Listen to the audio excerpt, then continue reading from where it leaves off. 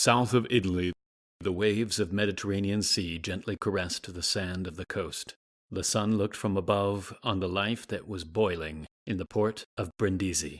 The lonely galley was waiting for its sailors, while being empty. Suddenly, a mighty 8-year-old boy jumped into the ship and started to climb the ropes, running around and climbing as lithely as a monkey. When the captain of this Templar ship, notable Fray Vassail, looked back from the ballast and saw this impressive boy, he decided to play with him, as he liked him for his mightiness. While sailors were repairing the ship, the boy was spending the days with the crew. They also liked him, and the captain came to love him as a son. So the time when he had to leave for Acre, he asked the mother of the boy to give him up to him. He promised his mother to do all in his power to get him a good post with Templars and look out for him. Someone was knocking the door. Rodger woke to see who was behind. It was his bodyguard, with a letter from Michael. With this letter, co-emperor invited him to Adrianopolis for a negotiation on the issues and future of the campaign.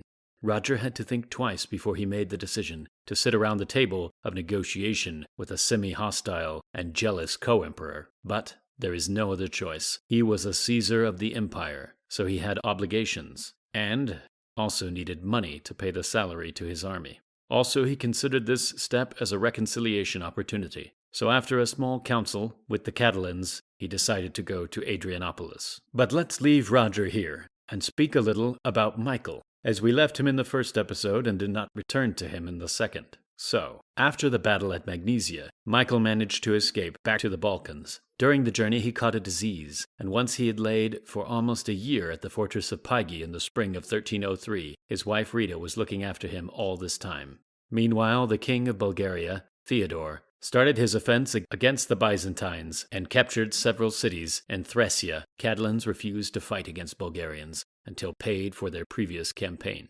So Michael, who recovered at the beginning of 1304, assembled imperial troops and hired Turks who had converted to Christianity, called Turkopols, and Alans. Still Alans. Soon he started to counterattack and even regained some towns. A battle took place at the village of Scaphida. The Byzantines had an advantage in the beginning and managed to push the Bulgarians across the river. They were so infatuated with the chase of the retreating soldiers that they crowded on the bridge, which had been sabotaged before the battle by the Bulgarians, and it broke down. The river was very deep at that place, and many Byzantine soldiers panicked and drowned, which helped the Bulgarians snatch the victory. Suffering yet another defeat, Michael fell to anger. Now the situation was worse than it had been before the arrival of Catalans. Not only were the Turks and Bulgarians attacking the empire, but also unruly Catalans had to be dealt with. Sneaky Andronicus decided to cope with this issue by means of diplomacy and soft power. He suggested Michael summon all mercenaries in Adrianopolis to confer about future plans and finish the dispute over the payment and loot. Michael could not tolerate a foreigner becoming Caesar or second man in the empire. Also, we can assume that he was jealous of Rodger, as he had done something that he could not: liberate Asia Minor. So his step to meet Rodger was suspicious and risky for Rodger himself. Thus, Rodger got an invitation to the emperor's palace in Adrianopolis and came out with 300 knights and 1,000 Almogavars. A proud warrior in the splendor of his reputation at the age of 37, already titled Caesar in the empire. April 1305, Adrianopolis. Michael hosted Rodger with great honor. For 1 week they feasted and consulted over issues of empire, discussing future plans. It seemed the reconciliation would happen and everything went through smoothly. But on the 7th day, something unexpected occurred. During the next feast, the chief of Alans, Gurkhan, with his army, came to the palace, entered the room where Michael, Rita, and Rodger, with his small guard, while having banquet. He took out his sword and killed Rodger, cutting his head. Thus Gurkhan avenged the death of his son, who was killed by Rodger in Asia Minor.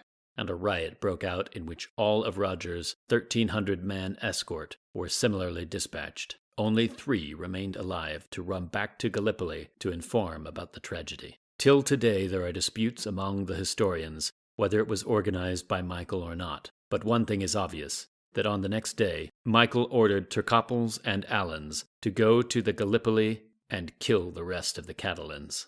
So after the assassination of their beloved commander and the massacre of such a great number of compatriots, Their Catalans fell in shock. Now they had to manage to survive without Rodger. Join us next week to see what happens with Catalans. Will they evacuate Gallipoli or fight till the death? And if you like our work, you can become a patron and support us to create more series like these.